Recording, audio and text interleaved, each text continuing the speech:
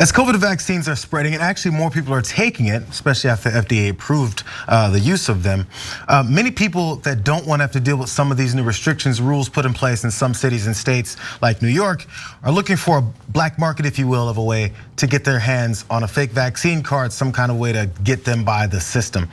And it's illegal. Now, in comes Tucker Carlson because he wants to make sure that those people who are doing those illegal activities have some support from, I guess, him as the lead law enforcement officer in the country. I'm not sure what he thinks he is. But let's get to some background of why he even started this in the first place.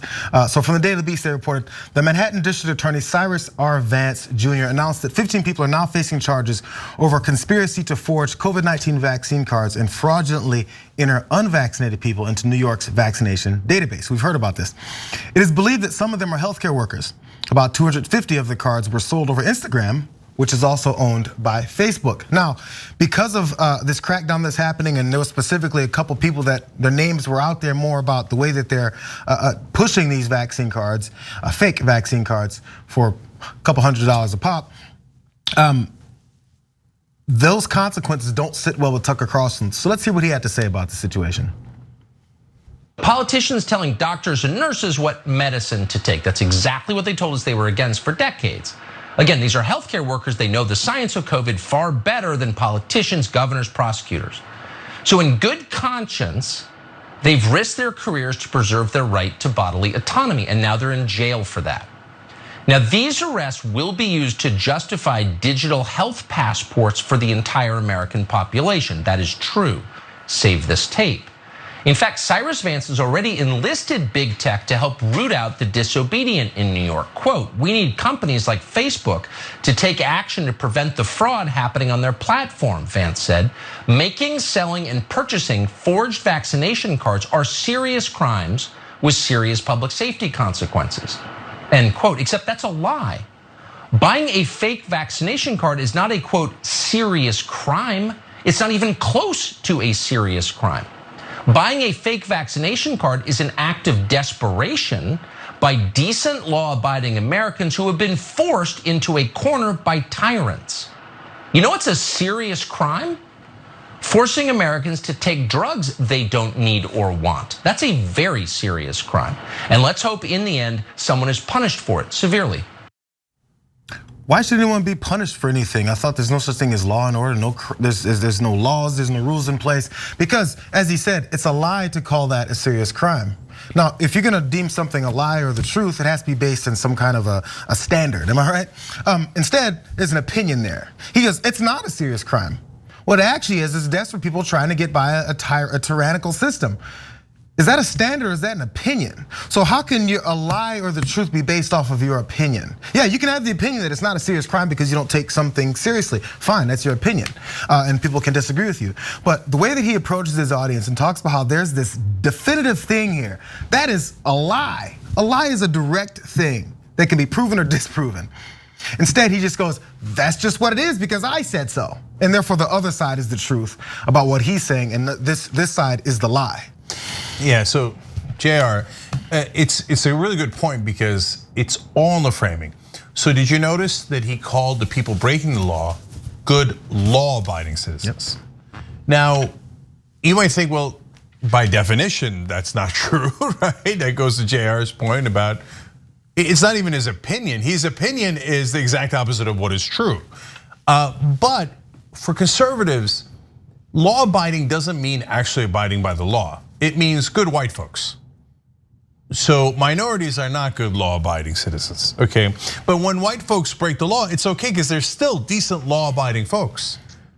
And they genuinely believe that, they really do. That's why Tucker Carlson's rated #1 on Fox News, because when he says things like that, they're like, yes, we should break the law, because why? We want to be able to endanger other people's health, and that's really important. And so that's a minor violation when we put other people's lives in danger. Now, on the other hand, if someone is a minority and they're selling loose cigarettes, we should murder them. We should have the cops put them in a chokehold and kill them. Or they have a $20 counterfeit bill, maybe. We should kneel on their neck until they're dead because they're not good law-abiding citizens. Those are major crimes, major crimes, loose cigarettes, right? But when we break the law flagrantly and put other people's lives at risk, that's not a serious crime. We're good law-abiding citizens. And he said, and selling loose cigarettes is not an act of desperation. Robbing someone of $20 or whatever it might be is not an act of desperation if you're incredibly poor and you really need it. That, you're a very serious criminal and you should go away for a long time. Endangering people's lives, that's the act of desperation. Because I didn't like how a mask felt. I was desperate, okay? And if you noticed, he said at the end, a very important political threat. So the people who are actually trying to keep you safe, we should put them in jail, and that should have severe consequences. And if they get back in charge, that's exactly what they're gonna do. And if anybody in the mainstream media tells you that's hyperbole, they're idiots. Tucker just told you they're gonna do it. And when they do, Trump told you he was gonna pardon every criminal that was a friend of his, and he did it. And so, God help us if the right wing wins again. Brett. Yeah, the things that he's not willing to call acts of desperation that justify anything. Like, there's people leaving Afghanistan in an act of desperation. There's people leaving, Central and South American countries in an act of desperation to get away from what he would himself describe as despots and dictators. And what are they trying to do? Just come here and live. And they're the evil ones. That's the Change America Forever plan, as Tucker puts it. And the act of desperation that he's comparing it to is forging your vaccination card, which alters your level of danger in what is essentially an act of bioterrorism to commit fraud, meaning you did so knowingly by printing this out and potentially bring a contagious virus into this country. Imagine if someone who was Muslim did that, you would be losing your mind. And B, the act of desperation to what? Go to IHOP? Like hit up a Chili's during happy hour? Absolutely. This is not an act of desperation. This is brunch. Yep, they can minimize their issues with it and say it's an act of desperation. But I'm glad you brought up the immigration issue. Another one. Whenever you see maybe a flooded area, maybe in Louisiana, Mississippi, you may see people floating sitting on top of their houses, or maybe beforehand, maybe they're breaking into stores and getting some supplies. I remember those things happen, and they said those are criminals and thugs. I remember that. Those are actual acts of desperation. Rushing into a Walmart and then getting water. Those are acts of desperation because that's life or death that's on the line here. Now, when it comes, there's another life or death issue, except you're the ones that are continuing to perpetrate and spread this virus because you don't want to feel uncomfortable. You have this discomfort with being told anything. This is where the superiority comes into play. He can speak to his audience about this because they go, yeah, that's right. I can do what I want because I'm better than other people. So it's desperate for me because I'm me and they're them. That's why you build this hierarchy in our society so that people that feel that they're on this higher side of it can continue to do things like skirt the law and say that they're just doing it because they're patriotic, good Americans. Yeah, so those are excellent points by Brett and JR. When somebody comes in from Guatemala and they're desperate to get away from crime, etc., and they're coming here and going through this dangerous trek, they're illegal aliens and the worst kind of criminals, right? But I want to go to IHOP, so I'm desperate. They're not. And remember after Hurricane Katrina, where people were desperate, as JR pointed out, and needed water and food, and they called them all criminals.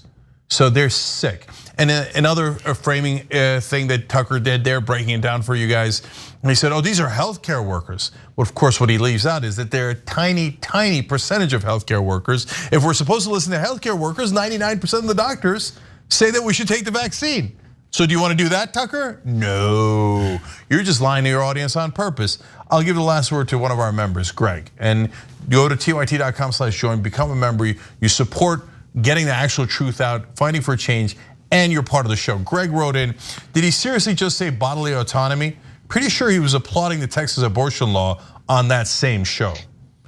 So yeah, they don't care about hypocrisy. It's to the rest of us who live in the rational world, it's amazing. But they will watch a Tucker Carlson show and go, that's right, women shouldn't have any bodily autonomy at all. They should follow my views and I should get to rule their lives forever, right? You want me to get a vaccine so that I don't endanger your life? My bodily autonomy! because the bottom line is, it isn't about principles. Does it affect me or does it affect you? Period. Thanks for watching The Young Turks, really appreciate it. Another way to show support is through YouTube memberships. You'll get to interact with us more. There's live chat emojis, badges. You've got emojis of me, Anna, John, JR. So those are super fun. But you also get playback of our exclusive member-only shows and specials right after they air. So all of that, all you gotta do is click that join button right underneath the video. Thank you.